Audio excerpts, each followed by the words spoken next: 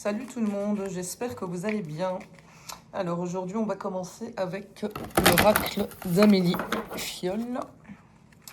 J'espère que vous avez passé un bon week-end, que vous avez bien profité, que vous avez un peu moins chaud.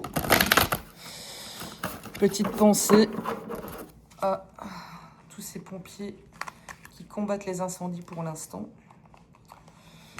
Pour ceux qui sont touchés également par les incendies. Allez, on est parti. De quoi on va parler? Alors, aujourd'hui, on nous parle de réussite. Ok. Allez. Alors, pas de chance. Ok.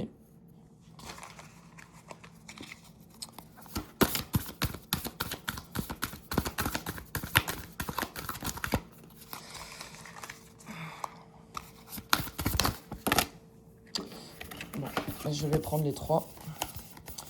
Alors, on a le temps. On a la famille. Et on a l'échec. On va faire comme ça. Hop. Voilà. Alors, le sujet, c'est l'accomplissement, l'atteinte d'un objectif ou la possibilité d'aboutir à quelque chose d'important. La carte pas de chance, ça peut représenter des obstacles, des imprévus ou le sentiment que les circonstances ne sont pas toujours favorables. Ça peut aussi rappeler que tout ne dépend pas de la chance, il y a aussi une part d'aléa. Le temps vient tempérer la carte précédente. Ça suggère que ce qui paraît être un contretemps aujourd'hui peut être simplement un délai, un processus qui demande de la patience. La carte de la famille, ça introduit le thème des liens proches, des racines, du soutien ou des responsabilités familiales. Donc selon ton contexte, elle peut représenter une ressource, une motivation ou un domaine concerné. La carte des échecs, dans une lecture beaucoup plus symbolique, moi je l'interpréterai pas comme tu vas échouer, mais plutôt comme le rapport à l'échec. Donc des essais qui n'aboutissent pas, les expériences qui enseignent ou une nécessité d'accepter qu'un revers fasse partie du chemin. Et donc ce qui ressort, c'est quand même une idée assez simple, c'est que la réussite existe comme un potentiel, mais elle ne suit pas toujours une ligne droite. Donc j'ai envie de dire, ne juge pas le résultat final à partir des obstacles actuels. Le revers et les délais font partie du processus qui mène à la réussite. Ce que je trouve intéressant, c'est cette carte de la réussite sur le chevalet, donc qui donne l'énergie générale.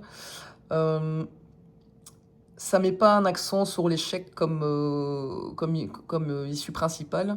On pourrait s'attendre à voir plutôt l'échec en position centrale.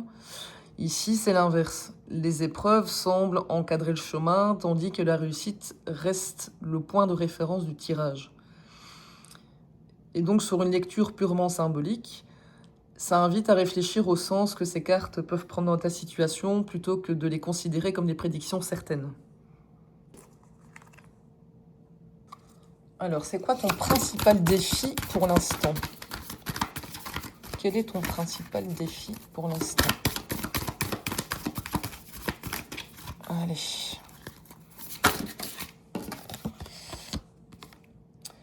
La confiance. Alors cette carte peut t'inviter à réfléchir et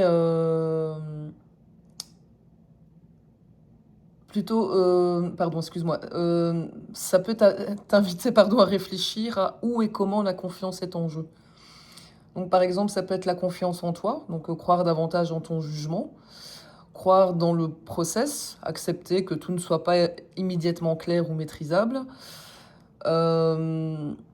Ça peut être aussi une notion de confiance envers les autres, donc apprendre à discerner à qui accorder sa confiance sans tomber dans les mêmes méfiances systématiques, ni dans une confiance aveugle.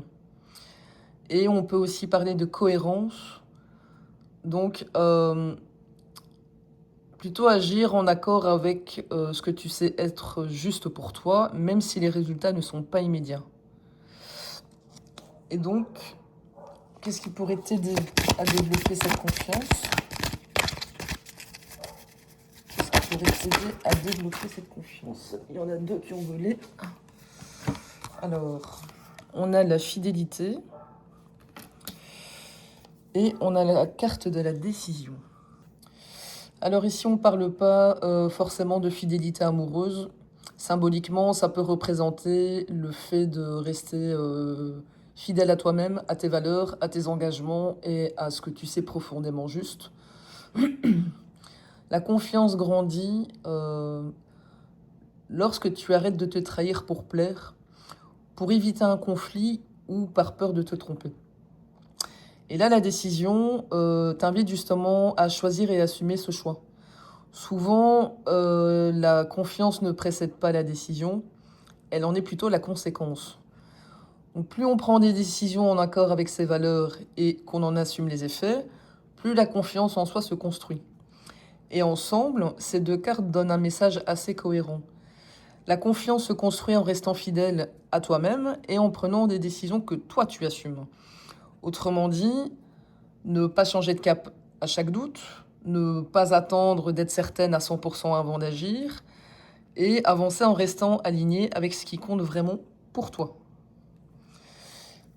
Et donc, moi je trouve ça intéressant que les cartes ici ne t'aient pas répondu avec une carte comme courage ou estime de toi. Ça répond par des actions plutôt concrètes, donc être fidèle à toi-même et décider. Et ça suggère que la confiance est moins vue comme un sentiment que comme quelque chose qui se renforce par les choix que tu te poses au quotidien. Alors, quel sera le résultat si tu développes cette confiance? Quel sera le résultat si tu développes cette confiance? Il y en a deux qui ont volé. L'affirmation de soi et l'hypocrisie. Ah. Bon, ça, c'est le duo qui me fait quand même un peu sourire, mais c'est assez parlant.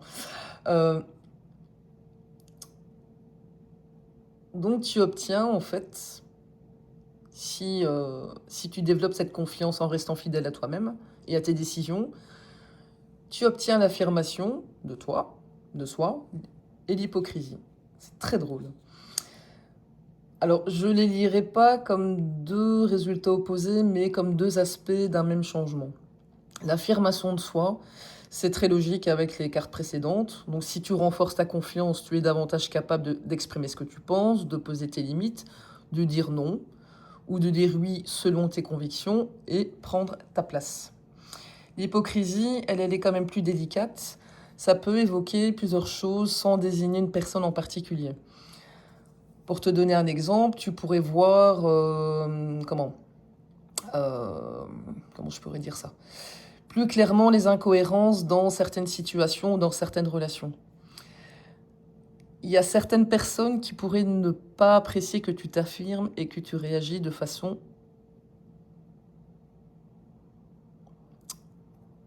Non, je reformule ma phrase, pardon. Certaines personnes ne pourraient pas apprécier que toi tu t'affirmes et justement elles pourraient réagir de façon moins directe. Ou encore, cette carte peut t'inviter à veiller sur toi-même, à rester authentique sans porter un masque pour répondre aux attentes des autres. Alors c'est pas nécessairement un avertissement du genre tu vas être entouré d'hypocrites, mais ça peut représenter le thème de l'authenticité face aux apparences. Et avec l'ensemble de toutes les cartes, je trouve qu'il y a quand même un fil assez cohérent. Donc ton défi, c'est la confiance. La manière de construire, c'est la fidélité plus la décision. Ce qui se développe, c'est l'affirmation de soi. Et ce que cette affirmation peut révéler ou mettre en lumière, c'est l'hypocrisie. Et donc, en gros, pour résumer ça, je dirais, plus tu seras en accord avec toi-même, plus tu t'affirmeras. Et cette affirmation te permettra de distinguer plus facilement ce qui est authentique ou ce qui ne l'est pas, dans tout ce qui t'entoure. Ok? Alors, je vais prendre un autre jeu. Je vais prendre la triade. Alors, Alors moi, je veux savoir dans quel domaine de ta vie, potentiellement, l'hypocrisie est présente. On va voir ça. Allez, dans quel domaine de ta vie, l'hypocrisie est-elle présente? Il y en a une et il y en a deux. Alors, la carte de l'équité, la carte de l'élévation. Ok, je vais encore en prendre une. Allez. Et j'ai le choix. Ok. Alors là, pour moi, ça ne désigne pas immédiatement des personnes hypocrites. J'y vois plutôt un contexte. Donc avec l'équité, on parle de justice, d'équilibre, de vérité, de ce qui est juste. Ça peut concerner des situations où tu cherches à être impartial ou à obtenir un traitement plus équitable. L'élévation, elle, parle d'une évolution, d'une croissance personnelle, le fait de prendre de la hauteur ou de changer de niveau de conscience. Et le choix, ça montre quelque chose qui dépend d'une décision ou d'une orientation à prendre. Et donc la question de l'hypocrisie apparaît surtout lorsque tu cherches à agir avec équité, à évoluer et à faire des choix importants. Autrement dit, on t'invite à être attentive ou attentif à l'authenticité dans des situations où les valeurs, les décisions ou la justice sont en jeu, plutôt qu'à conclure qu'il y a forcément des personnes hypocrites autour de toi. Et donc, je vais aller creuser parce que... Alors, on a les preuves, on a le silence. Ok.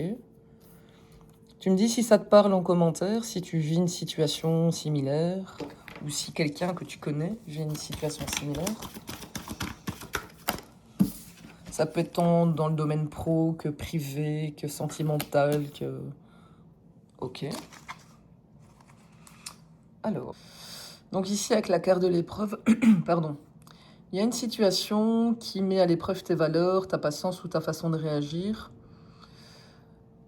Avec le silence, au lieu de répondre immédiatement, de te justifier ou d'entrer dans un rapport de force, ici le silence est représenté comme une attitude possible. Donc ça peut simplement symboliser le recul, l'observation ou le fait de ne pas alimenter certaines dynamiques. Et la paix, cette posture mène à davantage d'apaisement. Et donc je trouve intéressant que le tirage confirme ou réponde pas vraiment à la question « Y a-t-il des hypocrites autour de moi ?» Ça semble plutôt dire que quand tu es confronté à des situations où l'authenticité, la loyauté te semble en jeu, tu peux traverser une épreuve. La manière de retrouver la paix passe par contre par le recul et le silence plutôt que la confrontation immédiate. Et donc, c'est pas la même chose que dire oui, il y a des hypocrites. Ici, en fait, mais les cartes, elles permettent pas justement d'établir ce type de fait sur d'autres personnes. En revanche, elles peuvent servir de support pour réfléchir à ta manière de traverser ce type de situation. Je ne sais pas si tu comprends ce que je veux dire. Et donc, pour aller plus loin, je voudrais savoir quelle attitude te permettra justement de préserver ta paix face à cette épreuve que tu vis aujourd'hui ou que tu as vécue. J'en prends une deuxième. Alors, qu'est-ce qu'on a? On a l'énergie et on a le doute. Ok.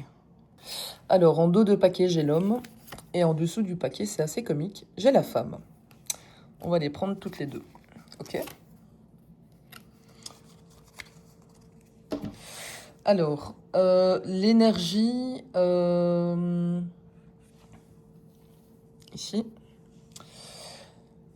La première réponse, c'est pas le retrait. C'est de préserver ton énergie, de faire attention ce dans quoi tu t'investis, ce dans quoi tu investis ton temps, ton attention et tes émotions. Alors ici, le doute, je trouve que ça, c'est quand même une carte assez importante parce que ça peut dire ne tire pas de conclusions trop hâtives, accepte de ne pas tout savoir immédiatement. Quand une situation te paraît ambiguë, garde un esprit ouvert plutôt que de chercher une certitude immédiate. Et dans le contexte de la carte hypocrisie, je le comprends comme une invitation à ne pas confondre intuition et certitude. Donc s'il y a quelque chose qui te met mal à l'aise dans ta situation, tu peux rester attentif ou attentive, mais sans conclure d'emblée que les intentions des autres sont forcément ce que toi tu imagines. Alors, l'homme et la femme en dos et dessous de paquet, moi je les verrais comme une toile de fond et pas comme une réponse principale. Symboliquement, ça peut évoquer une dynamique relationnelle entre deux personnes, la complémentarité de deux énergies ou de deux points de vue, ou simplement rappeler que le thème de ce tirage se joue dans les relations humaines. En revanche, je serais quand même prudente avant d'y voir une personne précise ou un couple précis. Les cartes toutes seules ne peuvent pas l'affirmer, hein, qu'on reste bien d'accord. Et donc, si je devais résumer tout ce jeu, je dirais que pour préserver ta paix, protège ton énergie. Lorsque tu perçois une incohérence ou un manque d'authenticité, ne te précipite surtout pas vers une conclusion. Observe, laisse le doute jouer son rôle de discernement, et puis fais tes choix en restant fidèle à toi-même et à tes valeurs. Ok? Allez, je vais prendre un petit message pour conclure. Et donc, ton prochain next move, qu'est-ce qu'on a?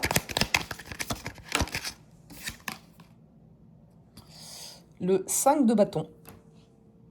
Donc cette carte dit, ton prochain pas est d'apprendre à t'affirmer au milieu des différences d'opinion sans sacrifier ta paix intérieure. Bon, j'espère que ça t'a parlé. N'hésite pas à me mettre en commentaire et à bientôt.